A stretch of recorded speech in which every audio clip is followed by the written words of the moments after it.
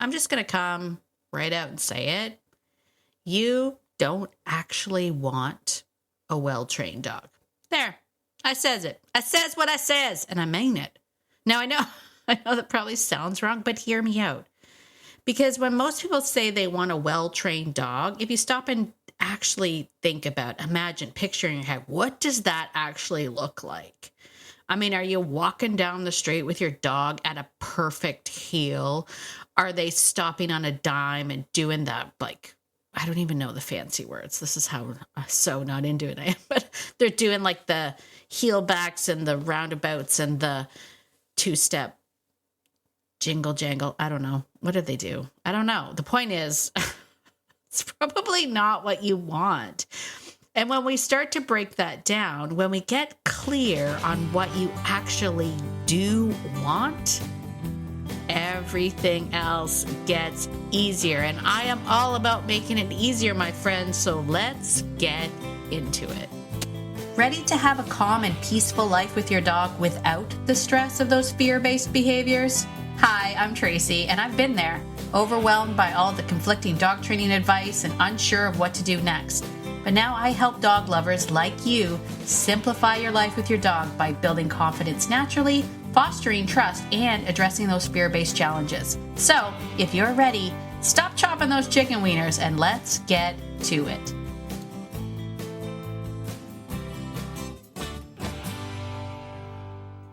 Hey there, friend. Have you tried everything? Like everything. Like you feel like you've done all the things. You've taken the classes, you've done the privates, you've watched the videos, you've read the books, you've done all the things. If that is you and that you're left still thinking, gosh, I'm just not getting the results.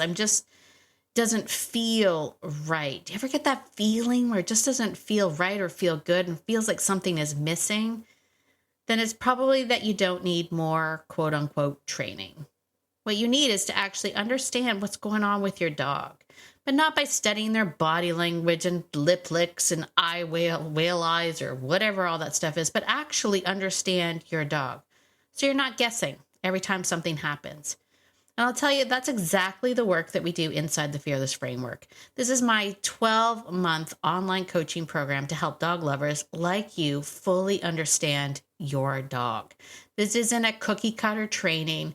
There's nothing, generic about any of this. In fact, you are going to get so much support, so much care, so much love inside this group to fully understand what's going on with your dog. So that next time you walk around that corner, you know what to do. Even if that little stinker of a dog that's always yapping at your dog happens to be there. So if you're ready to do something a little bit different, come on over to the Fearless Framework. Go to beyondobedience.ca/fearless. Check it out, and I'll see you there. Well, hello, my dog-loving friend. It is Tracy. Welcome to Beyond Obedience, the podcast. Super duper welcome if you are brand new.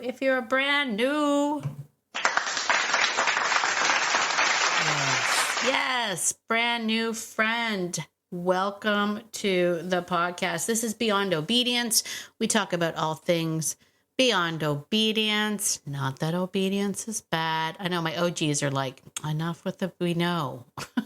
We know how you feel.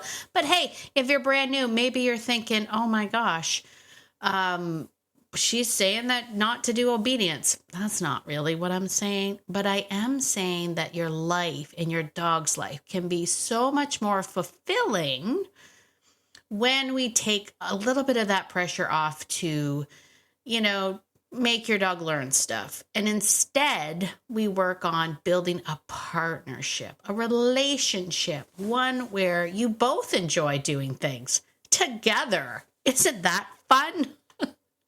I think that's fun. All right. Today on the podcast, I'm going to be honest with you. I caught myself in, honestly, I'm a little embarrassed to say it. So let me set the scene for you. And this is just to share that we all do this. Okay.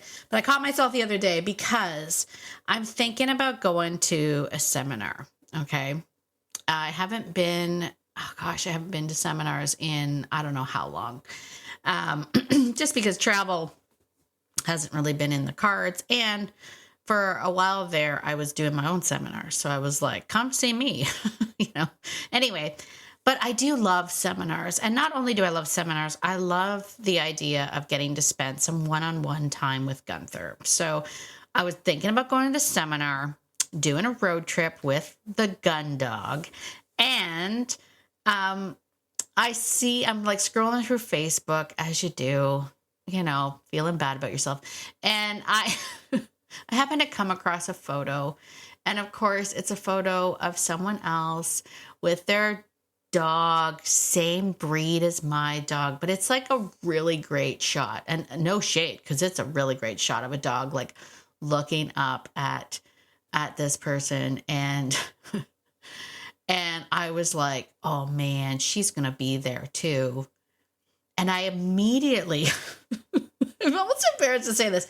I immediately thought, I looked at that dog doing probably like a perfect sit. I'd seen the videos of the dog doing like really great recall and all this stuff. And I honestly was like, oh man, I need to get my together, like I need to get it together. Like I immediately went into comparison where it was like, oh, I don't know. My dog's not going to look like that. He's not going to look up at me like that. And I don't know if he'll come back like that. And I'm going to look like an idiot. And I was lying on the bed and I looked at Gunther and I was like, we need to get to work. Like, and all of a sudden, like my brain kicks into like, I got to get going on this. Like, when is the thing and how much time do I have and blah, blah, blah. And I stopped myself. Luckily, I stopped myself because I was like, oh man, I need to train more and I can't show up like this. And I don't want, here it is. Here's the truth bomb. Here it is. I don't want to look like an idiot. Right?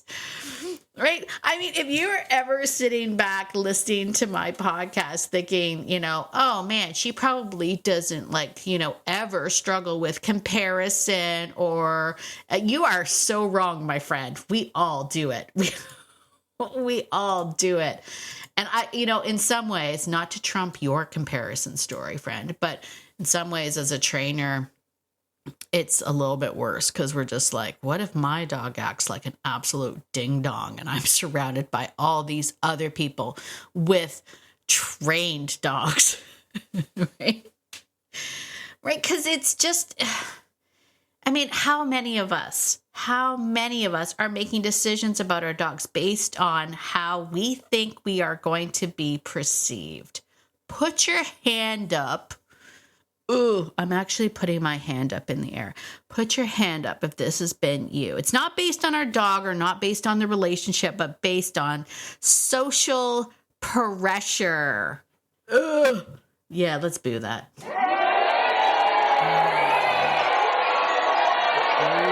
Ooh, social pressure. And the sad thing is, it wasn't even that society put it on me because there was nobody there. I put that on myself. What? Like nobody was there. Actually, I hadn't even got to the seminar yet. This is preemptive social pressure, like preconceived in my mind. That's what I did. I was like, I haven't been to a seminar for a long time. People are going to be like, look at her. Because here's what I realized. Bringing it back in. I realized that pressure I was about to put on myself was actually going to wreck everything that I had already been building. Right? Like I'm sitting there thinking that I haven't done anything. From the outside, it might look like I haven't done anything. I have done no commands with this dog. I mean, 0 commands. I haven't done constant correcting. I haven't been trying to make him perfect. But in reality, what I have been doing is actually like everything. And I'm not giving myself or my dog any credit for that. I've actually been doing everything. I've been building trust. I have been building communication. I've been building a relationship where my dog actually feel safe enough to have fun, to explore, to sniff, and to check in with me, to come and get me, to be like, come and see this thing that I got. Do you know how happy Gunther is to show me horse poop that he found? And while some people might be like, ew, gross, if you know, you know. If you see the look on his face when he brings it, he's like, look what I found. Or a stick, like he grabs like a stick off the ground and just like, look what I found. Like it's the best thing, but it's the best thing that he's sharing with me, right? It's been incredible. And here I am sitting there going, if I take him to a seminar, he has got to look sharp. Like he's got to get it together. Like, oh my gosh. And that moment that I switched into, I need to prove something to somebody somewhere. And not that anyone asked, but the moment that I did that, I would have lost all of that. I would have betrayed him. I guarantee you he would have come in, like he would sense that energy shift, that frantic energy shift, because also there's now a timeline, right? There's a timeline on when this is going to happen, right? Because I only have a month. What is the month? What month is it now? Yeah, like a month. I only have a month.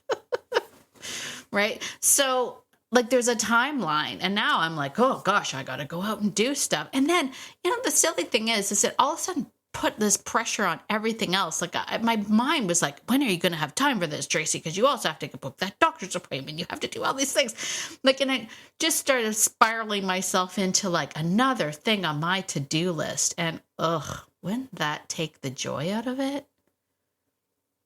Wouldn't that take the joy out of it? I know I'm not the only one who does this, right? You see another dog, you see another person.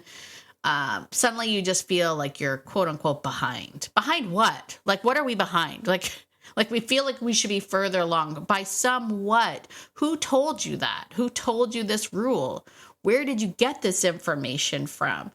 Right? But you don't even know. So you just push harder. You try to do more. And then everything starts to feel so much worse. Your dog feels this pressure. You feel like garbage, and everything spirals out of control. And that's why I say you actually don't want a well-trained dog. I mean, okay, for maybe there's a few of you out there that want a well-trained dog and you know what that looks like and everything like that. But if you're constantly trying to chase those moments of looking like something, it's not obedience, right? Like, I don't know. I'm kind of looping myself here. I just know that, when you put all of that together, all of that social pressure and everything, and you file it into this intense moment, especially with a time frame, it becomes so immensely disruptive to the joy of being with your dog, right? The joy of spending time, the joy of seeing like the things and the great stick and the horse manure and all of that thing. And that sort of connection and bond is where the magic happens. That's where the magic happens. And so, while I am still trying to figure out the actual, what's the word I'm looking for? Menopause. I'm still trying to find out like all of the, menopause. I used to be smart, like there were times when I used to be able to remember things. Words. Well, I hit pause on this. I'd love to say I magically came up with the word. I didn't. I asked AI. The word I was looking for was logistics. That was the word that I was looking for. So while I am still trying to figure out the logistics of the whole thing, I do still really want to go. And the funny thing is when I think about going to this, it's actually, oddly enough, not about the information, but it is 100% about the journey. I just want to go on the road trip and hang out with this dog, like just me and him, away from the other pack and my family and all the other things, and just get away, just him and I, just hanging out, and to see how that goes. And if there's a seminar at the end of it, there's a seminar at the end of it, and we'll learn some things and we'll meet some people and all of that. And that's what I'm actually excited about. But the moment I started seeing pictures, I was all like, oh my gosh, when I get there, it's so silly. It's so silly. The moment I try to prove something is the moment I lose connection. I mean, that's what it all comes down to. So what does this mean for you, my friend? If you've ever found yourself caught in this spiral of comparison or feeling like you're behind, do yourself a favor. Be like me, laugh it off, catch yourself and be like, okay, that's silly. And then I want you to think about, what do you actually want? Like, what do you actually want? What are you actually looking for? Because as I say, for me, it's not the perfect heel, and it's not the perfect recall, and it's not the perfect sit right beside me and the perfect angle and the perfect photo op. For me, it is the finding sticks together. It's the check-ins. It's the subtle little amazing connection moments that I'll get. And again, taking it back to my example, I was really excited about the journey there and spending that time with him and discovering, staying at hotels, but finding new places to explore together. And that's where the excitement should be. That's where the excitement should be. It shouldn't be a pressure cooker to get him to look a certain way. So I hope that gives you some normalcy, I guess, around the idea of, comparison and, what we see on social media and the things that are out there, and people going, oh gosh, I wish my dog would do that. No, you don't. Like, you ever seen, I don't know if you've ever seen those. They're in my algorithm and I think they're hilarious, but it starts off, the start of the little video is like, some athletic Malinois who's like, and it's got that song, that I'm Unstoppable song, and the dog is like running. They do it in slow motion and it climbs up a wall and then jumps backwards, flips in the air, grabs a ring, and then the scene cuts to like a doodle trying to catch a frisbee that bounces off its face. And the thing is like, point of view, like, other dogs and then my dog. I love those videos so much, because unless you're into that kind of thing where you have an athletic Malinois, if you just got that love bug of a dog that is just adorable, then you gotta love the love bug. You know what I'm saying? You can't turn a Chihuahua into a Malinois. You can't, and you shouldn't. If anything, here we're about embracing everything, everything about your dog. Find the thing that drives you crazy, because inside that thing that drives you crazy about your dog is also the same thing that you love. That is the thing. So embrace the dog that you have and embrace yourself. Like, you're perfectly imperfect and your dog is too. And, enjoy the mistakes, enjoy the setbacks, enjoy all of it, because life's too short to have a perfectly trained dog.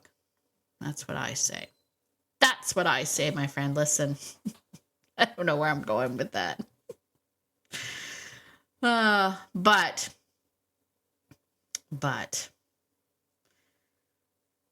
let's end it there. Let's end it there. I don't know if I had a point to all of this other than to let you know that I also go through it too. We all go through it. We'll go through it. Shake it off, my friend. Shake it off. Enjoy your dog.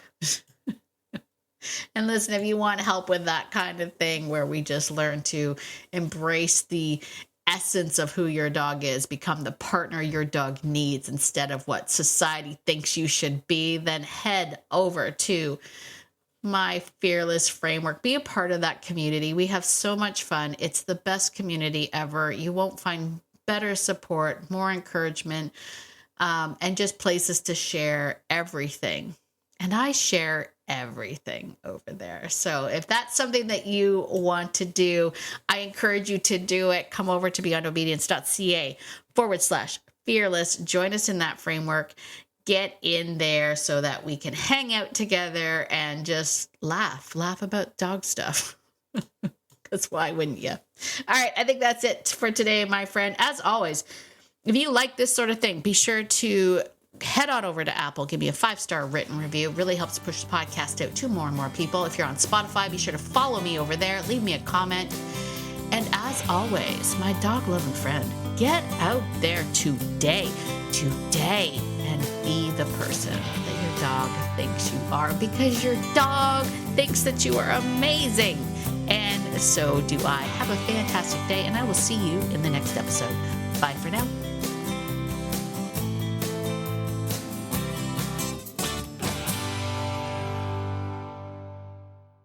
Oh, and one more thing. This podcast is meant for entertainment and education purposes only. It's not meant to replace hands-on professional training. If you are really struggling with your dog with dangerous behavior, please reach out to a professional in your area. All right, I think that's it. Bye for now.